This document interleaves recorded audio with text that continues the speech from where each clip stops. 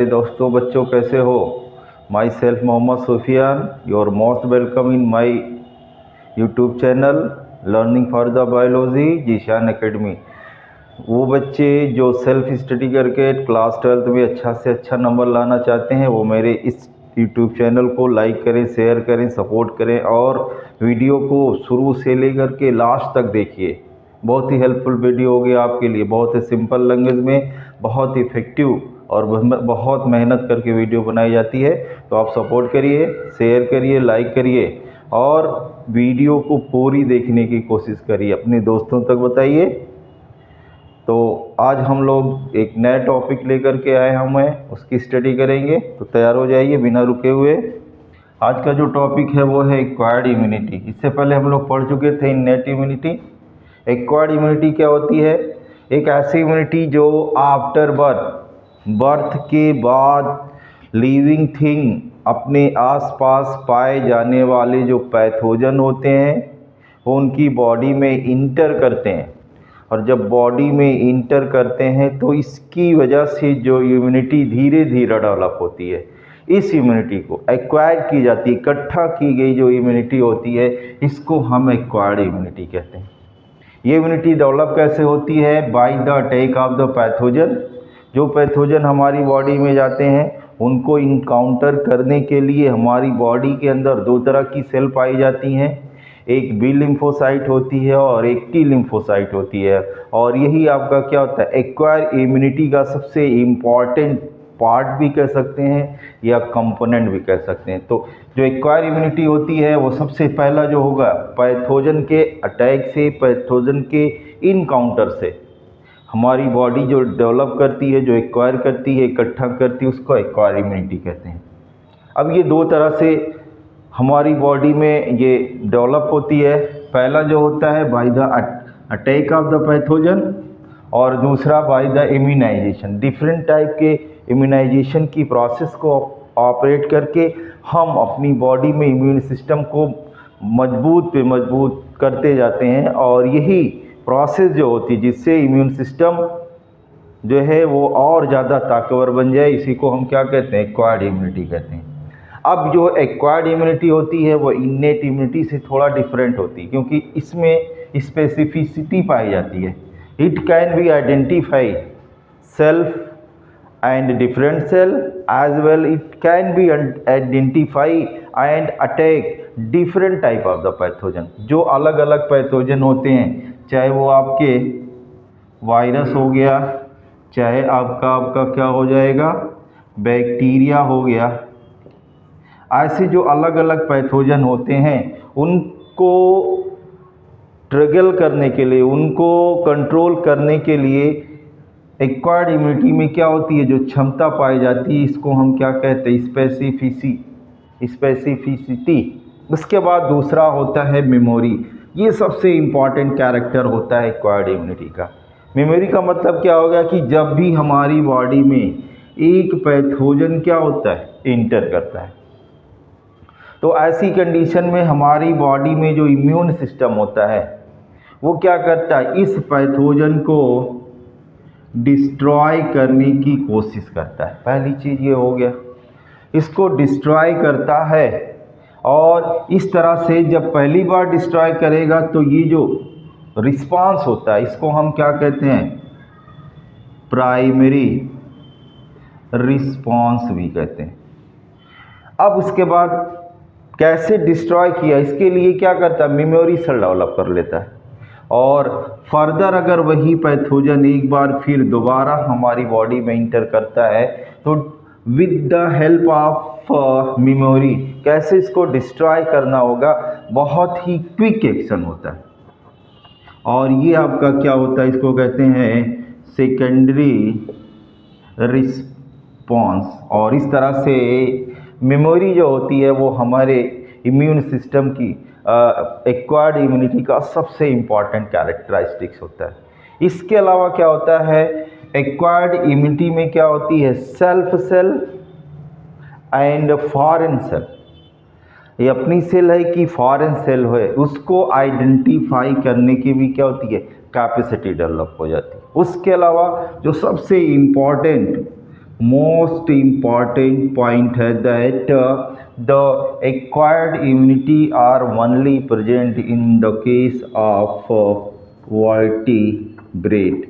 सिर्फ वर्टिब्रेट में ही एक्वायर्ड इम्यूनिटी जो होती है वो पाई जाती है। अब आगे होता है एक्वायर्ड इम्यूनिटी कैसे वर्क करती है। इसके लिए दो लिम्ब पाए जाते हैं। पहला जो होता है, मैंने बता दिया कि एक्वायर्ड इम्यूनिटी के लिए जो रिस्पॉन्सिबल सेल होती है वो दो तरह की होती है।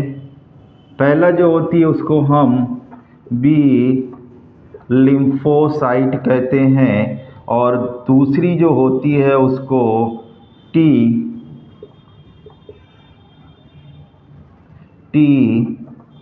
लिम्फोसाइट कहते हैं।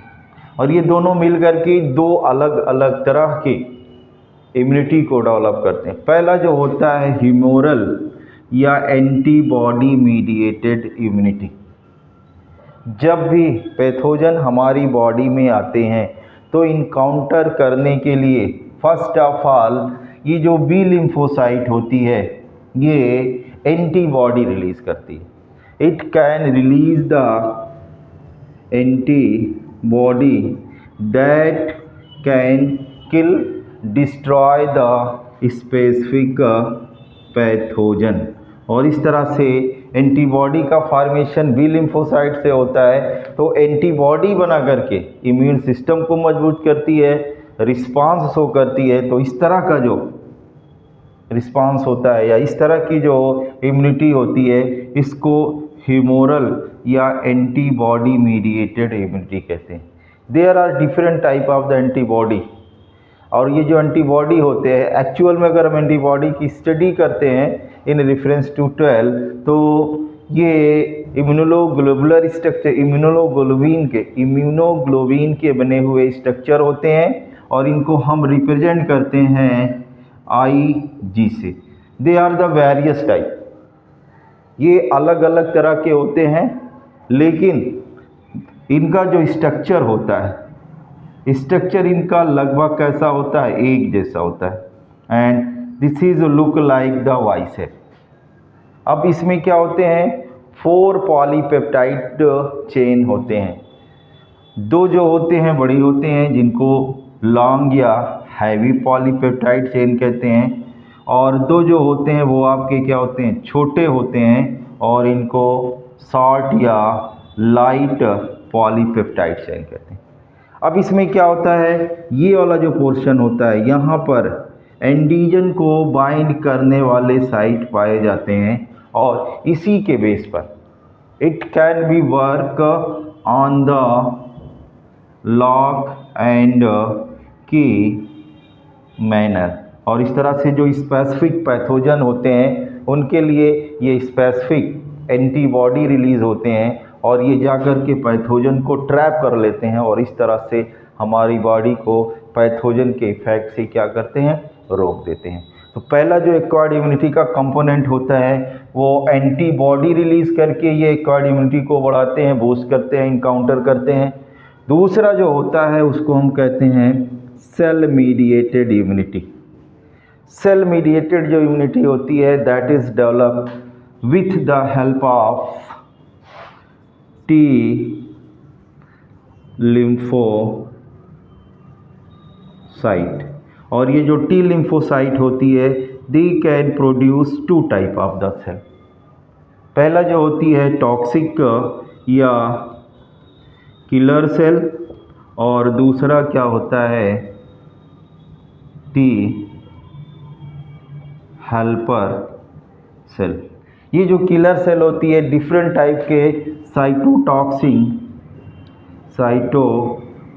केमिकल को रिलीज करके डिफरेंट मैकेनिज्म से पैथोजन के ग्रोथ को रोकते हैं, उसको किल करते हैं। They are so much different type of the mechanism that can be take place on the cell level. इसलिए इसको हम सेल मीडिएटेड एक्वायर्ड इम्यूनिटी कहते हैं। दूसरा जो होता है ये हेल्पर सेल।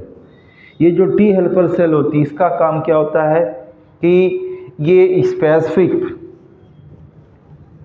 प्रोटीन रिलीज करती है और ये जो प्रोटीन होती है ये जा कर के बी लिम्फोसाइट को क्या करेगी, जा करके इसका जो टारगेट होता है बी लिम्फोसाइट होता है, और बी लिम्फोसाइट को टारगेट करती है, जिसकी वजह से बी लिम्फोसाइट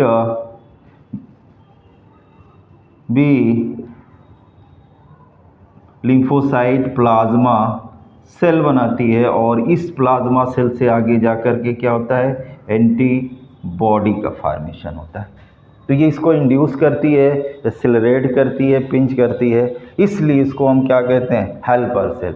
तो सीधे सीधे कह सकते हैं कि जो हेल्पर सेल होती है वो एंटीबॉडी बनाने में मदद करती है, और जो किलर सेल होती है वो सीधे सीधे क्या करती है, किल करने का काम करती है, मारने का काम करती है। और इस तरह से दो ये आर्म होते हैं, या हम कह सकते हैं लिम्ब होते हैं, जो एक्वायर्ड इम्यूनिटी में पाए जाते हैं। अब इसके बाद आता है type of acquired immunity. Acquired immunity जो होती है वो दो तरह की होती है। They are two type of acquired immunity. पहला जो होगा उसको हम कहते हैं एक्टिव एक्वायर्ड इम्यूनिटी, और दूसरा जो होता है उसको हम क्या कहते हैं, पैसिव एक्वायर्ड, या सीधे सीधे इम्यूनिटी। एक्टिव इम्यूनिटी क्या होती है, एक्टिव इम्यूनिटी जो होती है ये सीधे सीधे आपके डिपेंड किस पर होती है, आपके एंटीबॉडी के प्रोडक्शन के बेस पर। अगर जो ऑर्गेनिज्म होता है लाइक अगर हम ह्यूमन बीइंग की बात करते हैं, तो अगर एंटीबॉडी का फॉर्मेशन होस्ट में, या सीधे सीधे हम कह सकते हैं कि ह्यूमन बॉडी के अंदर होता है with the attack of the pathogen के अटैक के बाद अगर एंटीबॉडी ह्यूमन बॉडी के अंदर डेवलप होती है, तो अब ये जो इम्यूनिटी है that can be develop by the acquire mechanism, इसको हम एक्टिव इम्यूनिटी कहते हैं। और एक्टिव इम्यूनिटी जो होती है, अगर हम कंपैरिजन इसका करते हैं, तो खास करके जो भी पैथोजन वगैरह हो गया हमारी बॉडी के अंदर, जो भी इम्यूनिटी डेवलप होती है पैथोजन के अटैक करने के कारण, तो वो आपकी क्या कहलाएगी,